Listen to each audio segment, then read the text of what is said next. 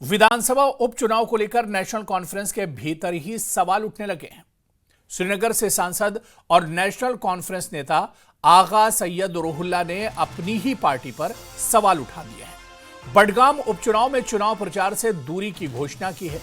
आगा Ruhollah ने आरोप लगाया है कि उमर अब्दुल्लाह सरकार ने वादे पूरे नहीं किए हैं, ऐसे में चुनाव प्रचार में हिस्सा नहीं लेंगे।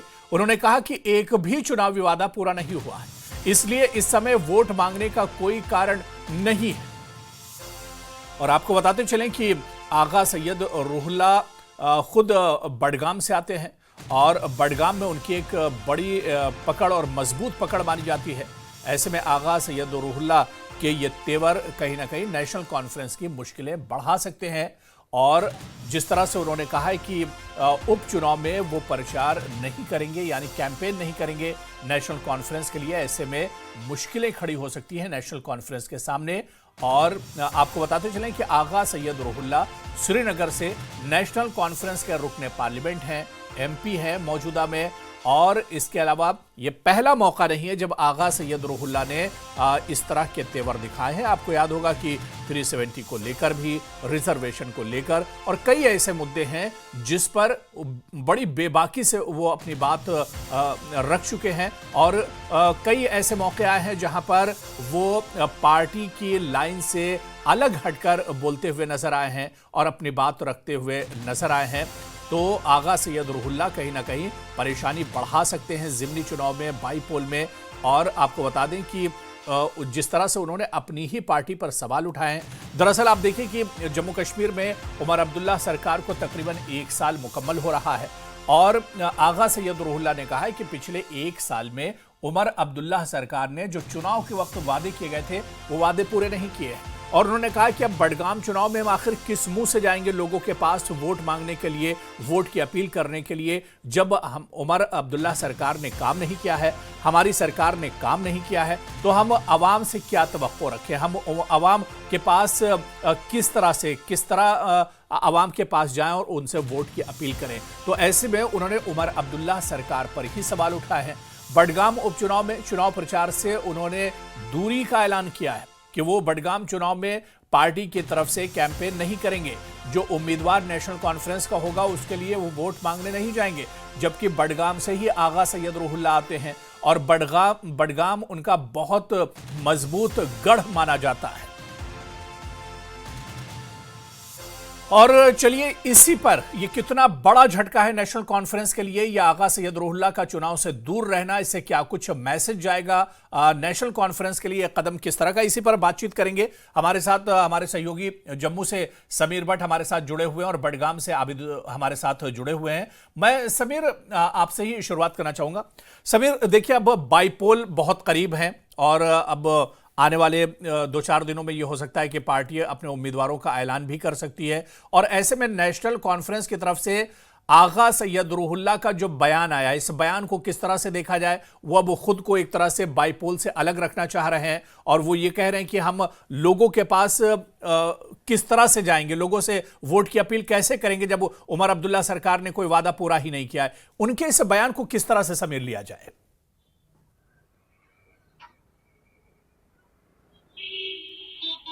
कि सर मुंडाते ही ओले पड़े जी, लगता है कि नेशनल कॉन्फ्रेंस के लिए ये कहावत इस वक्त फिट बैठती है। ये एक बहुत बड़ा झटका है। मैं सुबह से ही बात कर रहा हूं कि जम्मू कश्मीर की राजनीति की ये सबसे बड़ी खबर है और नेशनल कॉन्फ्रेंस के लिए एक बहुत बुरी खबर है। आगा सैयद रुहुल्ला जो है एक बड़े नेता हैं, पार्टी के एमपी हैं, सिटिंग एमपी हैं। बडगाम जहां से चुनाव होने वाला है उनकी कॉन्स्टिट्यूंसी है। वो रिलीजियस लीडर भी है, रूहानी लीडर भी हैं, पॉलिटिकल लीडर तो है ही, वो रिलीजियस लीडर भी है। उनका अपनी फॉलोइंग है, अपने फॉलोअर्स हैं उनके, जो उनकी आइडियोलॉजी, जो उनके रूहानी तरीकेकार से बिल्कुल मुतफिक रखते हैं। तो वो एक रूहानी पेशे के आदमी है और बड़े नेता है, पॉलिटिकल स्ट्रम में अभी एमपी भी हैं। अगर वो ये कहते हैं कि वो किस मुंह से लोगों के पास जाएंगे, वो कैंपेन का हिस्सा नहीं बनेंगे, तो जाहिर तौर पर बडगाम में खासकर पार्टी को, जो अभी कुछ दिनों में मुझे लगता है 1-2 दिन में पार्टी वहां अनाउंस भी कर रही कैंडिडेट, तो वो एक बड़ा झटका माना जा सकता है उनका जो कहना। और जब मैंने उनसे व्हाट्सएप पे, क्योंकि उन्होंने कॉल नहीं ली, व्हाट्सएप पे उन्होंने मैसेज का जवाब दिया कि हाँ ये बात सही है कि मैं कैंपेनिंग का हिस्सा नहीं बनूंगा फिलहाल, जब तक कि मेरे सामने लीडरशिप ये कहती नहीं है, प्रॉमिस नहीं करती है, कैबिनेट डिसीजन नहीं लेता है, जो खासकर जो रिजर्वेशन इशू पे जिस पे उन्होंने पीडीपी के साथ मिलकर प्रोटेस्ट किया था और जिस पर पार्टी बड़ी नाराज हो गई थी उनसे, उस रिजर्वेशन इशू के को इम्प्लीमेंट नहीं किया जाता। क्योंकि अभी देखिए उसको जो है उस रिजर्वेशन पे जो सब कमेटी है उसने अपनी रिकमेंडेशंस दी थी, अपनी रिपोर्ट दी थी, लेकिन उस रिपोर्ट को अभी तक इम्प्लीमेंट नहीं किया गया है, उसको जाहिर तक नहीं किया गया पब्लिक में।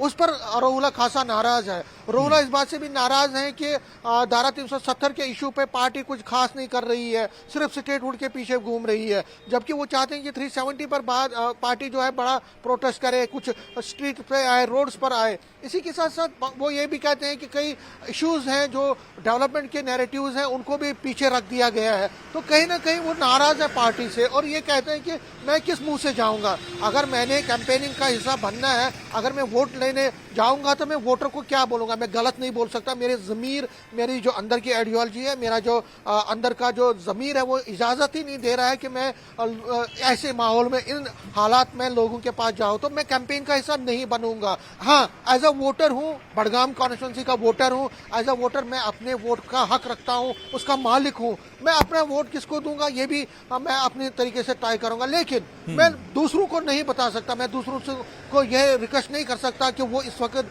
वोट डाले नेशनल कॉन्फ्रेंस के लिए। तो नेशनल कॉन्फ्रेंस जो पहले से ही वहाँ पे बहुत उलझनों का जो है, हम ये कह सकते हैं 2024 में आपको याद होगा जब नेशनल कॉन्फ्रेंस की वेव चली कश्मीर में, तो बड़गाम में उमर अब्दुल्ला खुद चुनाव लड़ रहे थे, लेकिन जो पीडीपी के कैंडिडेट थे उन्होंने भी अच्छा खासा वोट लिया।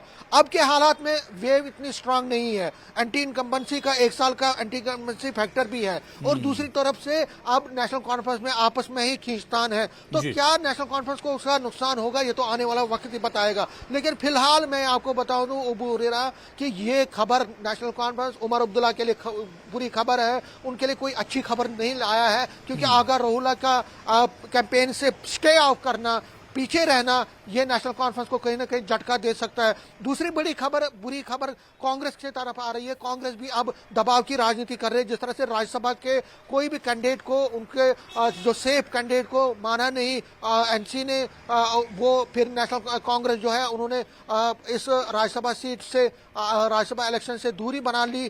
अब बिल्कुल यानी एक तरह से बड़ा झटका समीर हो सकता है नेशनल कॉन्फ्रेंस के लिए। सीधे बडगाम का ही रुख करते हैं। आबिद वहां से हमारे साथ जुड़े हुए हैं। आबिद, बडगाम एक मजबूत गढ़ माना जाता है आगा सैयद रुहुल्ला का, और ऐसे में आगा सैयद रुहुल्ला का यह बयान आना ठीक चुनाव से पहले कि वो इस चुनाव में और इन इंतखाबात में कैंपेन नहीं करेंगे पार्टी की तरफ से, तो ऐसे में कितना इस फैक्टर को किस तरह से देखा जाए नेशनल कॉन्फ्रेंस के हक में? जिस तरह से समीर ने अभी जानकारी दी, नेशनल कॉन्फ्रेंस के लिए बड़ा नुकसान है, क्योंकि रुहुल्ला उसके अपने वोटर्स हैं, नेशनल कॉन्फ्रेंस के छोड़ के उसके अपने वोटर्स हैं। अब जब रुहुल्ला ने कैंपेनिंग से दूरी इख्तियार की, यानी नेशनल कॉन्फ्रेंस के भी जो वोटर्स है वो डिवाइड होंगे और साथ ही जो रुहुल्ला के वोटर्स है वो साइड में रहेंगे। तो अब ये देखने वाली बात होगी नेशनल कॉन्फ्रेंस किस उम्मीदवार को मैदान में उतारेगी, क्या लोग उसे सपोर्ट करेंगे या नहीं। क्योंकि अब तक 2002 से बड़गाम में रुहुल्ला मैदान में थे, नेशनल कॉन्फ्रेंस के लीडर थे और लोग उनको सपोर्ट कर रहे थे। और तब से लेकर 2002 से लेकर आज तक रुहुल्ला के यहां से ही नेशनल कॉन्फ्रेंस की कैंपेनिंग चल रही है। आज रुहुल्ला अगर इससे दूरी इख्तियार करते हैं तो बड़ा नुकसान है। जिससे मैंने पहले ही कहा, रुहुल्ला के अपने वोटर्स अलग से है और साथ ही उसके बाद जो एनसी के वोटर्स है उनमें भी डिवीजन हो सकता है और लोगों में कहीं ना कहीं कंफ्यूजन है। अब क्योंकि अब तक वो रुहुल्ला का साथ दे रहे थे, अब अचानक रुहुल्ला ने दूरी बनाई तो लोगों में कंफ्यूजन है, अब वो किस राह पर जाएंगे। हालांकि रुहुल्ला ने जो जिस तरह से समीर ने जानकारी दी, रुहुल्ला ने बताया है नेशनल कॉन्फ्रेंस जो उन्होंने वादे किए थे लोगों से वो पूरे नहीं किए थे। अब किस मुंह से वो या कैसे वो लोगों के बीच जाएंगे, क्या कुछ लोगों से बात करेंगे और किस तरह से लोगों को लुभाएंगे, तो रुहुल्ला ने इस पर अब दूरी इख्तियार की है। बड़गाम में, न सिर्फ बड़गाम में, क्योंकि नेशनल कॉन्फ्रेंस के लिए बड़ा नुकसान है। रुहुल्ला लगातार नेशनल कॉन्फ्रेंस यानी अपनी पार्टी के खिलाफ ही बोलते आ रहे हैं और रुहुल्ला का लगातार ये स्टैंड रहा है दफा 370 और 35A पर पार्टी बात करे, जम्मू कश्मीर की खुसूसी हैसियत पर बात करे। हालांकि रुहुल्ला ने कई मरतबा कहा कि डेवलपमेंट को लेकर वो लोगों से वोट नहीं मांग रहे थे, हालांकि उन्होंने लोगों के जो कश्मीर का स्पेशल स्टेटस है, जम्मू कश्मीर का स्पेशल स्टेटस है, उसको लेकर वोट हुए। अब बिल्कुल, उनका यानी ये मानना है, Abid national conference Budgam fail में हुई। आगा जो लोगों से रूहुल्ला वादे का किए थे, जो कद है, और जिस तरह से वहां पर समीर भी जिस तरह से बता रहे थे कि वो सिर्फ एक सियासी लीडर नहीं बल्कि मजहबी लीडर भी एक तरह से हैं, रिलीजियस लीडर भी वो माने जाते हैं, तो ऐसे में एक बड़ा नुकसान हो सकता है नेशनल कॉन्फ्रेंस का। लेकिन अभी चुनाव में वक्त है, क्या उमर अब्दुल्ला नेशनल कॉन्फ्रेंस जो लीडरशिप है वो आगा रूहुल्ला को मना लेती है, ये देखना भी बहुत अहम होगा। बहुत बहुत शुक्रिया आबिद हमारे साथ जुड़ने के लिए। और इस बीच समीर हमारे साथ बने हुए, क्योंकि इस वक्त एक और बड़ी खबर आ रही है। आपको बता दें कि आगा रूहुल्ला के ऐलान के बाद अब बीजेपी ने सवाल उठाने शुरू कर दिए हैं। बीजेपी प्रदेश अध्यक्ष सतीश शर्मा ने भी उमर अब्दुल्ला सरकार पर निशाना साधा है। उन्होंने कहा कि आगा रूहुल्ला का रुख बिल्कुल सही है। उमर सरकार ने धरातल पर कोई काम नहीं किया है। वो 370 को हथियार बनाते हैं, लेकिन लोगों की मुश्किलों के समाधान पर काम नहीं करते हैं। क्या कुछ कहा है सतीश शर्मा ने, उनका बयान भी हम आपको सुनाते हैं।